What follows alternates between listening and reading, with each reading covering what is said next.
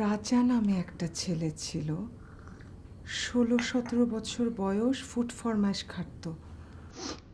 খুব ভালো ছেলেটা। রাজা না, আচ্ছা।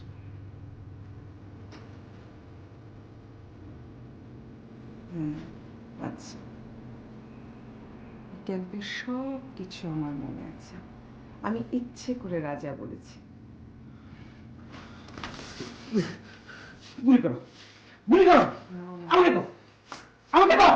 এভাবে মারা যাবে না, ওকে তো আমরা ছেড়েই দিব, দোষ স্বীকার করুক। তুমি ছাড়লে আমি তো ছাড়বো না স্যার, ঘাট ধরে লাফাতে ঢোকাবো। তাই করুন স্যার, তাই করুন। আমাকে নরম যন্ত্রণা থেকে বাঁচান।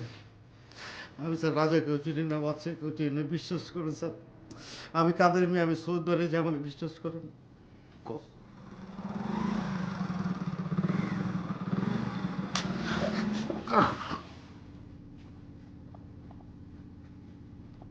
যেই হোক, ভেতরে আসতে দিও না।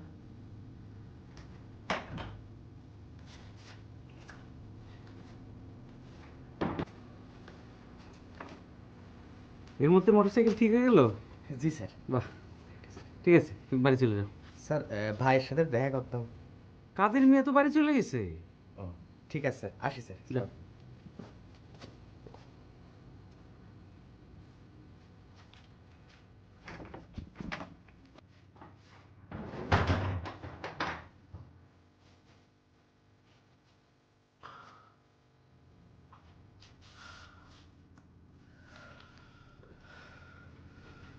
মুখের মধ্যে পিস্তল ধরা দরকার কি? আমি তো এমনিতেই চুপচাপ ছিলাম। আমি এমনিতেই হার্টের রোগী, যে কোনো সময় ভয়ে মারা যেতে পারি। একটা নিরীহ মানুষের উপর আপনারা যে অত্যাচার করলেন, এর পরিণাম কিন্তু ভালো হবে না স্যার। তুই দোষ স্বীকার কর, আর কতক্ষণ? দোষ স্বীকার কর, দোষ স্বীকার কর। আচ্ছা ঠিক আছে, আমি দোষ স্বীকার করলাম, হলো? ক্ষমা চা। ঠিক আছে, আপনার পা দুটো দেন, ক্ষমা চাই। আমার কাছে না, পুরা জাতির কাছে লিখিত।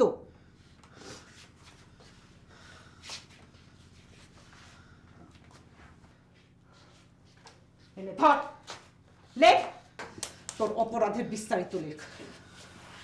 একজন রাজাকারের জবানবন্দি লেখ। শুরু কর, আমি 10 গুনব। 1, 2, তোর নাম কি? লেখ। এটা কি ধরনের সব কিছু হলে 1, 2, 3? তোর মনে নয়?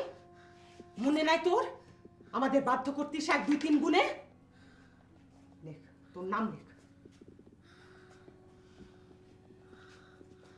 4, 5, 6। আমি হারুন গাজী।